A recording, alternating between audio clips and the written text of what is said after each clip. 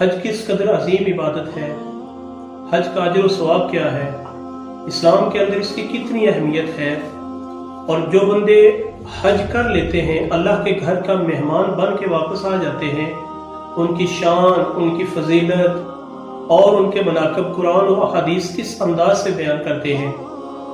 حج کی فضیلت کیا ہے، اس کا اجر و ثواب کتنا ملتا ہے، حضور نبی رحمت علیہ السلام کے فرامین مبارکہ کی روشنی میں اس کی اہمیت کو اجاگر کیا گیا ہے، اور ان خوش نصیب حجاج کرام کو خوشخبری دی گئی ہے کہ جن کو اللہ رب العالمین نے توفیق بخشی، جن پر حج فرض ہوا، انہوں نے اللہ کے گھر کی زیارت کی اور اس عظیم الشان عبادت کو ادا کیا، تو ان کی شان کیا ہے، فضیلت کیا ہے۔ حضور نبی رحمت علیہ السلام کا ایک فرمان علی شان بخاری شریف کے اندر موجود ہے۔ حضرت ابو ہریرہ رضی اللہ تعالیٰ عنہ اس کے راوی ہیں۔ عن ابی ہریرہ رضی اللہ تعالیٰ عنہ قال سئل النبی صلی اللہ علیہ وآلہ وسلم ایو اعمال افضل۔ حضرت ابو ہریرہ بیان کرتے ہیں، یا رسول اللہ صلی اللہ علیہ وسلم، کون سے اعمال سب سے زیادہ افضل ہیں، فضیلت والے ہیں؟ تو پاک نبی علیہ السلام نے فرمایا، قال ایمان باللہ ورسولہ۔ سب سے پہلے حضور نبی رحمت علیہ السلام فرماتے ہیں، اے میرے صحابہ، اللہ پر ایمان اور اس کے رسول یعنی کہ مجھ محمد پر ایمان لانا یہ سب سے افضل ترین عمل ہے۔ قیل ثم ماذا؟ قال جہاد فی سبیل اللہ۔ حضرت ابو ہریرہ فرماتے، پھر پوچھا گیا، یا رسول اللہ، اس کے بعد کون سا عمل افضل ہے؟ آپ صلی اللہ علیہ وسلم نے فرمایا، جہاد فی سبیل اللہ، اللہ کی راہ میں دین کی سربلندی کے لیے جہاد کرنا، یہ سب سے بہترین اور افضل عمل ہے۔ قیل ثم ماذا؟ آپ فرماتے ہیں، پوچھا یا رسول اللہ، اس کے بعد کون سا عمل ہے؟ تو میرے پاک نبی علیہ السلام کے غلاموں، قال النبی صلی اللہ علیہ وسلم حج مبرور۔ حضور نبی کریم علیہ السلام فرماتے ہیں، اس کے بعد تیسرے نمبر پر حج مبرور بہت ہی افضل ترین عمل ہے۔ اب حج مبرور کیا ہے؟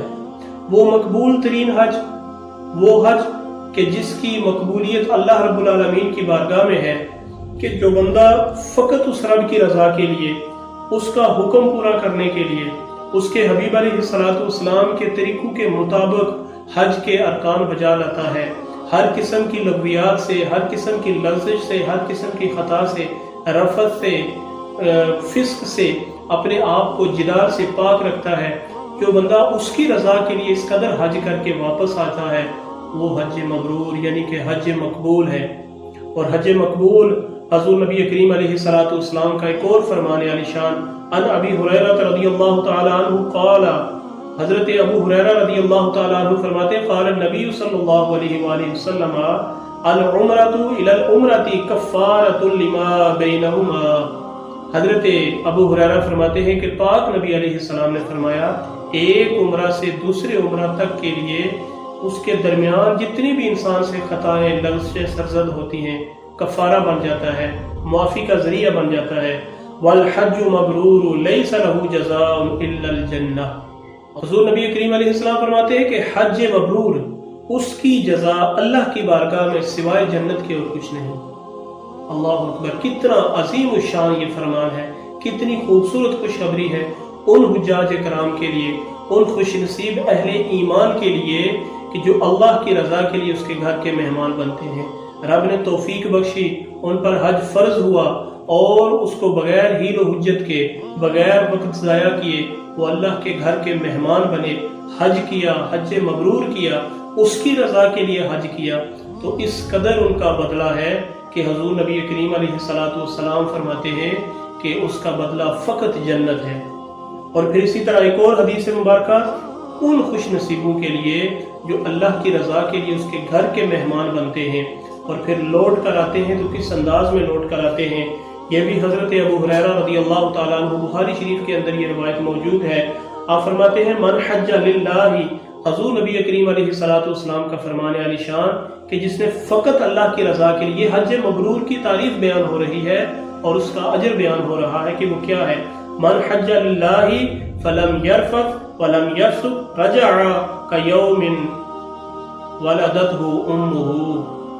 हजूर नबी करीम अलैहिस्सलाम के गुलामों, हजरत अबू हुरैरा फरमाते हैं, मन हज लिल्लाह, जिसने फ़कत अल्लाह के लिए हज किया, फ़कत रब की रज़ा के लिए उसके घर का मेहमान बना, फलम यरफत वलम यफसुक, रफस से बचता रहा, फिस्क से बचता रहा, बेहयाई लुग़वियात से, फहाशी के कलाम से और हर किस्म की बुराई से, गुनाह से अपने आप को दूर रखा, रजअ का यौमी वलदतहु उम्मुहु, फरमाते हैं वो लौटता है जब अल्लाह के घर के ये मनासिक पूरे करके इस अंदाज से लौटता है, इस तरह गुनाहों से पाक होकर लौटता है कि गोया उसकी माँ ने उसे आज ही जन्म दिया है। कितना अजर व सवाब है हज मबरूर का। खुशखबरियाँ उन अहले ईमान अल्लाह के घर के उन मेहमानों के लिए हैं जो फ़कत उसकी रज़ा के लिए उसके घर का हज करते हैं, इस फ़र्ज से सबकदोश होते हैं। अल्लाह रब्बुल आलमीन उनकी ख़ताओं को बख्श देता है, अल्लाह रब्बुल आलमीन उनके लिए जन्नत को वाजिब कर देता है, अल्लाह रब्बुल आलमीन उनको अपने पसंदीदा अहले ईमान तकवा वाले लोगों के अंदर शामिल कर लेता है।